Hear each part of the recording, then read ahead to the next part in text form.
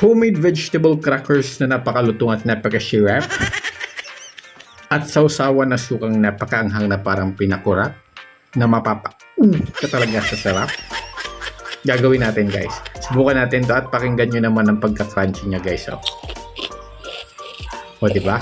So gagawin natin to guys for today's video. Samahan nyo ako. Let's go!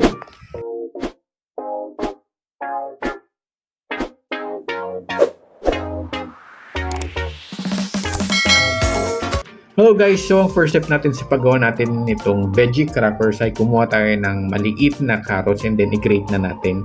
And then at least 2 pirasong malunggay and himayin na natin. And pagkashay na natin doon sa 1/3 cup na measuring cup and then i-blend natin to.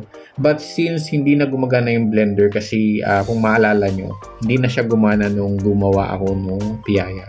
Kaya itong manual food processor na lang. Kaso nangyari, nagsipagtabihan lang sa ledgi.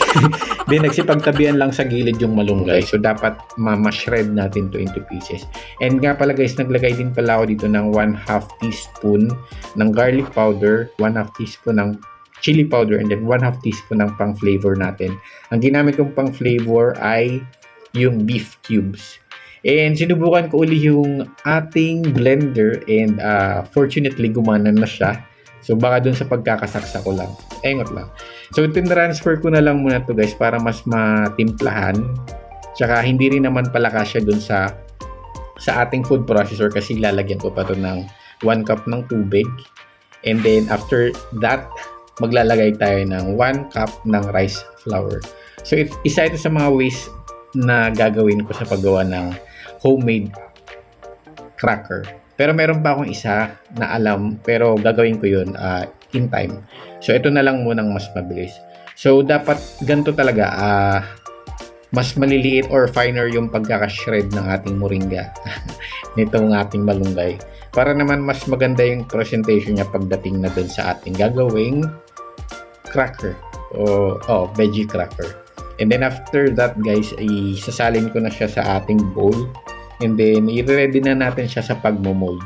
Sa pagmo-mold naman pala nito guys, gumamit lang ako ng photo molder, yung malaki na. Tapos kumuha ko ng 1/2 tablespoon na measuring spoon and then ito ipang proportion natin. Lahat, isa-isa lalagay natin dyan. And mas maigi pala guys na i-grease muna natin yung ating mga molder para hindi siya dumikit. Mantika na lang guys ang ginamit ko dito para mas mabilis. Tsaka yung ano lang naman, yung ilalim lang naman ng molder yung nilagyan ko. Kasi manipis na manipis lang din naman kasi yung gagawin nating veggie crackers. And ilalagay ko na siya lahat sa hulmahan para isahang beses lang tayo mag-i-steam. Kasi i-steam natin to for mga 6 minutes para mas safe. Para mas okay pala. And then mag-preheat na rin tayo ng ating steamer. And then lagay na natin itong mga vegetable crackers. Maglagay muna tayo sa ating first layer and then sa second layer na prepared na. And then sa ating pangatlong layer. And then iyon na. I-steam na natin siya for 6 minutes. Takpan natin and then hayaan natin siya na maluto. In low heat na lang to guys. In low heat.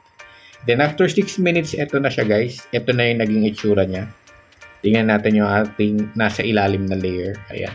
So hahanguin na natin to guys para mapalamigin natin. So kumuha na ako ng ating cooling rack. And then naalisin natin to or tatanggalin natin to isa-isa para lumamig. And since meron naman siyang grease or meron siyang oil sa ilalim, mabilis lang naman siya matanggal.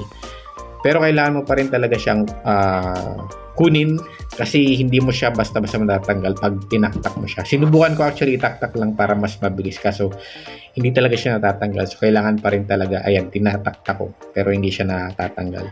So kailangan mo pa rin talaga siyang kusitin. Ayan, so ito na yung ating nagawang vegetable cracker. So bali ito lang kasi konti lang talagang ginawa ko. And pag lumamig na siya guys, chill natin siya overnight. So ito na-chill na natin siya overnight. So ito na naging itsura niya. Medyo parang kumapal yung pagkakulay ng puti niya. So after naman nun, saka na natin siya isa-sun-dry. So na-sun-dry ko siya for a day. And ito yung naging resulta. Nag-iba na yung kulay niya. Parang medyo naging transparent na. Pero meron pa rin siyang medyo malambot sa likuran. Lalo na yung may umbok. Ayan. So ito yung sinasabi ko. Medyo rubbery pa yung kanyang umbok. Pero merong part, lalo na yung maninipis. Ito na. Yan, ganyan yung magiging tunog niya. So, isasundry ko pa to bukas. So, ito na ang kinaumagahan. Kaso nga lang, habang nakasundry siya, biglang ganito yung panahon. So, kinuha ko na lang siya. Pero, hindi naman tumuloy yung ulan. Kaya, sinundry ko uli siya. And, kinuha ko na siya. Ito na siya. So, pangalawang araw ng pagsasundry. Ito na yung naging itsura niya, guys. So, i-deep fry na natin siya. Subukan natin. Isa muna. Nag-preheat ako ng mantika. And ito na yung satisfying part na makikita mo pag nagluluto ka ng chicharon. Yung bumubukad na siya, guys. Nag-i-expand. So, ito yung ating chicharon, veggie cracker. So, lulutuin ko na lahat. So, nag-try ako, guys, ng isa nung first day pa lang na pag-sundry ko. Kaso nga lang, nagganto din siya. Kaso nga lang, nung kinagat ko, medyo makunat. Kaya, sinubukan ko, or ang ginawa ko pala ay medyo tino-toast ko para sigurado. And anyway, pangalawang araw ko na naman itong na-sundry. So, hopefully okay na to. So, piprituin ko lang to lahat, guys. And then, gagawa na rin pala ako ng ating sausawan. Ang magiging sausawan lang natin ito ay suka, bawang, mince, tapos mince din na sibuyas. May sili and then may chili powder. May konting asin, tsaka meron din siyang asukal. Mas maraming asukal sa ating asin. So, ito na, guys, na nailuto ko na lahat, na deep fry ko na lahat, kaso medyo toasted lang ang pagkakagawa ko para sure nga naman. So, titikman na natin. And then, pakita ko din sa inyo, guys, kung gaano siya ka-crispy, gaano siya ka-crunchy. So, ito na yung nagawa kong suka. Hi! So, ito, guys, tingnan nyo. So, ganyan siya kalutong. So, pwede nyo itong gawin sa inyo, guys. Lalo na ang mahal-mahal ng ating cracker. Piso to, magkano yung ilang grams lang ang mahal-mahal. And pakinggan nyo, guys, yung kanyang pagka-crunchy. Ito. Tapos yung sausawan ko pa, ay Diyos ko po, apakasarap. So, dapat pala sausawan na lang din ulit. Dapat talaga sausawan na lang hinighlight ko ulit. Diyos ko, apagkasarap. Parang pinakurat lang siya.